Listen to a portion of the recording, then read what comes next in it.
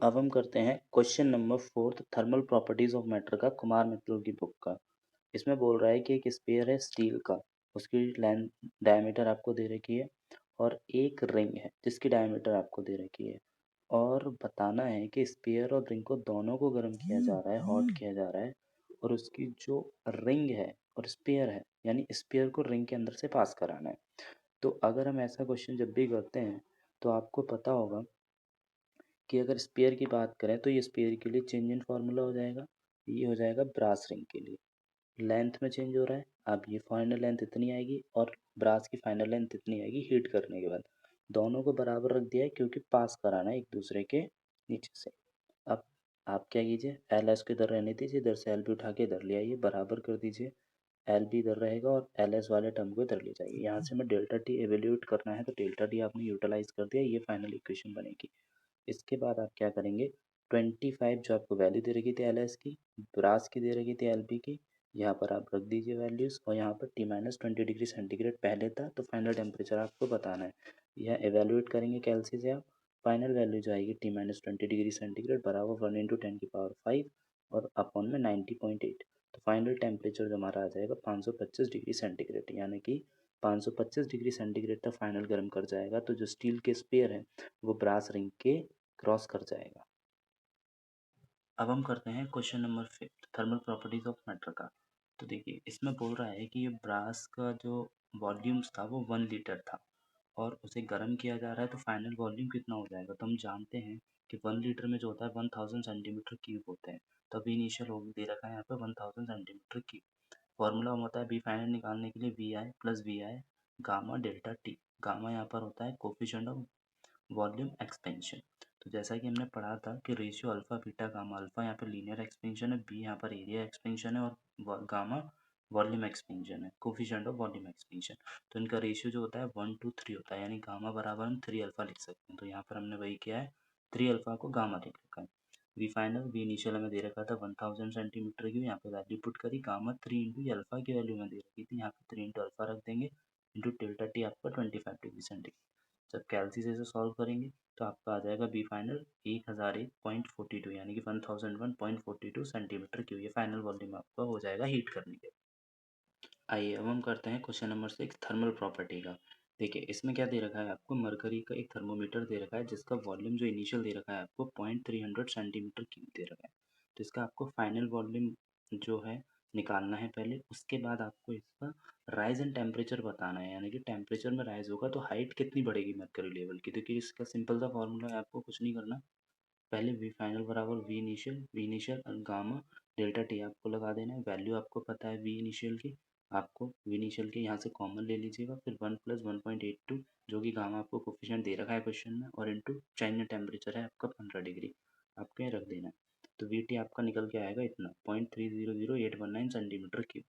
तो increase in volume कितना आ रहा है, इतना आ गया फाइनल, और ये इनिशियल था, इसमें से इसे घटाएंगे तो आपका आएगा 0.00819 सेंटीमीटर क्यूब।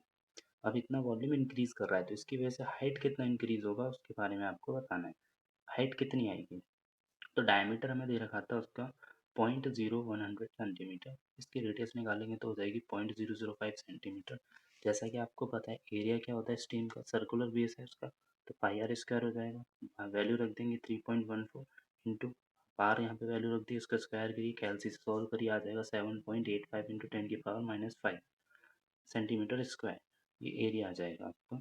उसके बाद यहाँ पर आप लिख लीजिएगा सेंटीमीटर स्क्वायर, ये सेंटीमीटर है। इसको लिखने के बाद यहाँ हाइट बराबर क्या होता है, वॉल्यूम अपॉन एरिया। तो वॉल्यूम आपने इतना निकाला था, इतना बड़ा था, उसकी वजह से हाइट निकालनी है हमें। तो एरिया यहाँ रख दीजिए, वॉल्यूम यहाँ रख दीजिए, डिवाइड कर दीजिए तो आ जाएगा 10.4 सेंटीमीटर। तो ये आपका क्वेश्चन नंबर 6 हो जाएगा। अब हम करते हैं question number 7 thermal properties of metal का।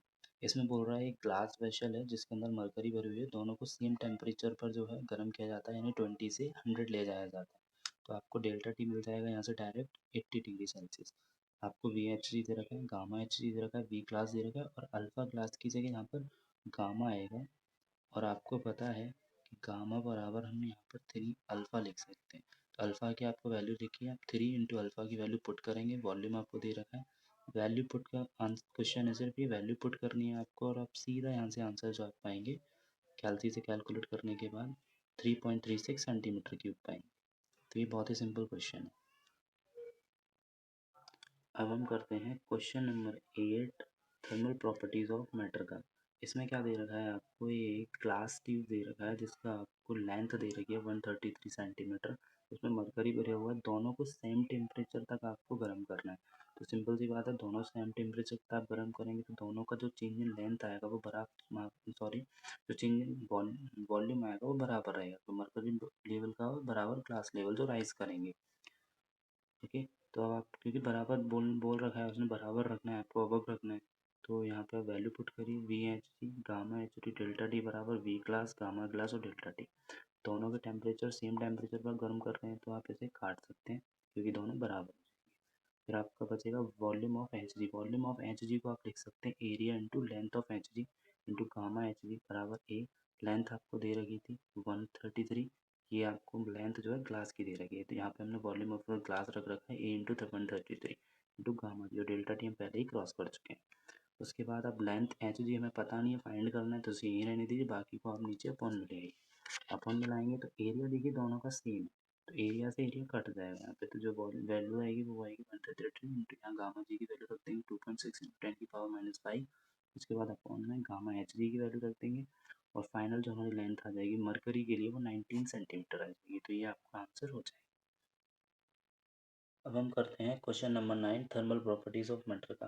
तो इसमें क्या दे रखा है आपको, स्फीयर दे रखा है जिसकी डेंसिटी आपको दे रखी है, डायमीटर दे रखी है 7 सेंटीमीटर और मास दे रखा है 266.5 ग्राम, और इसे एक बाथ टब में डाला जाता है, 35 डिग्री सेंटीग्रेड तक गर्म किया जाता है। उसके बाद इसकी जो डेंसिटी ऑफ लिक्विड दे रखी है एट 0 डिग्री सेंटीग्रेड पर।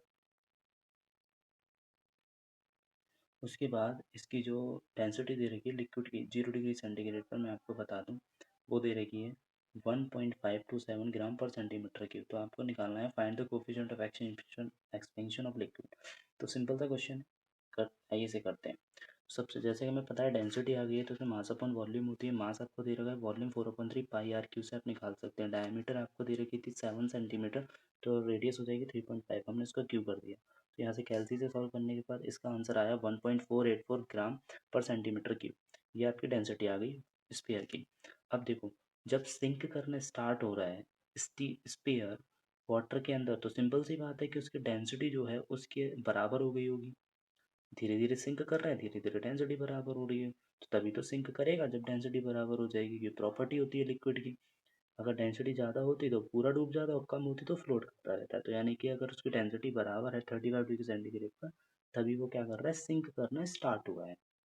तो यानी कि डेंसिटी ऑफ स्फीयर बराबर होगी डेंसिटी ऑफ लिक्विड की। तो डेंसिटी ऑफ स्फीयर, अब इसको गर्म कर रहे हैं बराबर, इसको हम गर्म कर रहे हैं।